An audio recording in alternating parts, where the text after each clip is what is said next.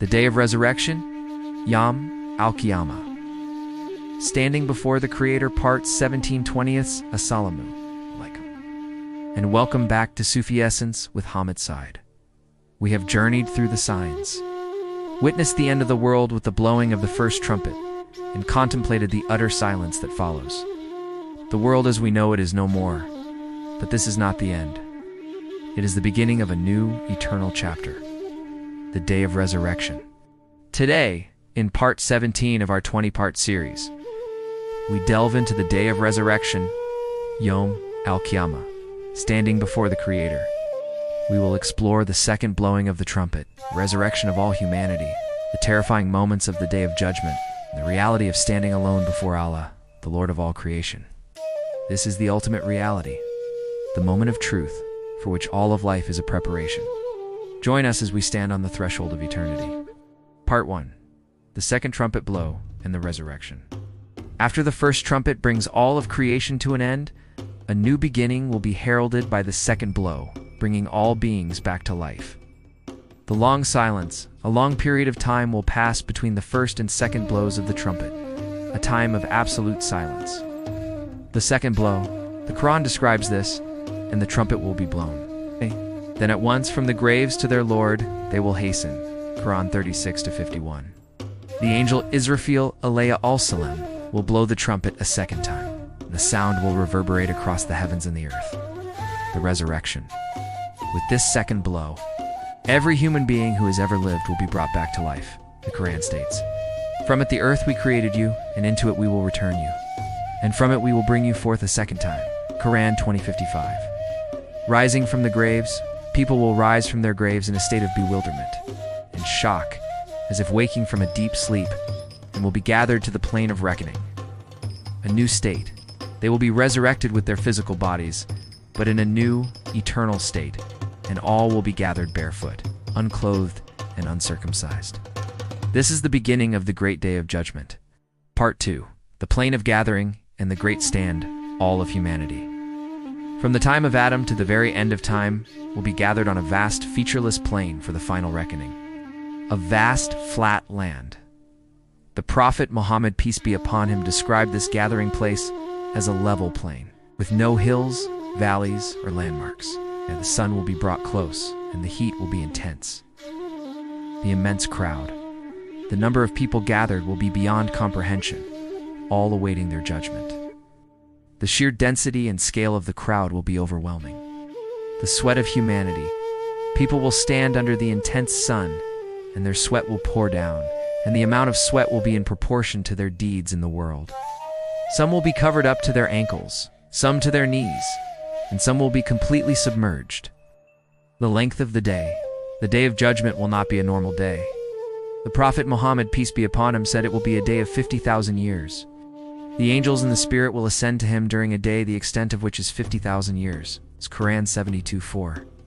This long wait in a state of terror and uncertainty is a part of the punishment for the disbelievers and a profound test of patience.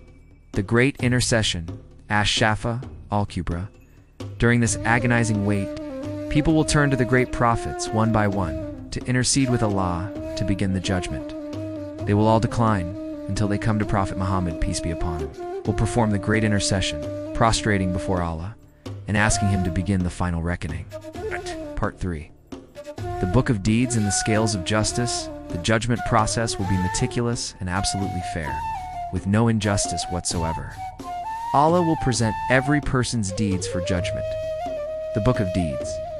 Every person will be given their Book of Deeds, which contains a record of every single action, word, and intention, both good and bad, small and large, the Qur'an states. And the book will be placed, and you will see the criminals fearful of that which is in it, and they will say, "Oh, woe to us! What is this book that leaves nothing small or great, except that it has enumerated it?" Qur'an 18:49. The Mizan scales. The deeds will then be weighed on the Mizan, a scale of perfect and absolute justice. The Prophet Muhammad, peace be upon him, said, "Two phrases are light on the tongue, heavy on the scale, and beloved to the most merciful. Subhan Allahi wa bihamdihi, Subhan Allahi Lozim, Bukhari, Muslim." This shows that even simple phrases of remembrance can be heavy on the scales. the witnesses. Every individual will have witnesses to their actions, the angels who recorded their deeds, the earth itself, which will speak of every deed done on its surface, the person's own limbs and body parts, which will testify against them. No injustice, the Qur'an affirms. Indeed, Allah does not do injustice, even as much as a particle of a mustard seed.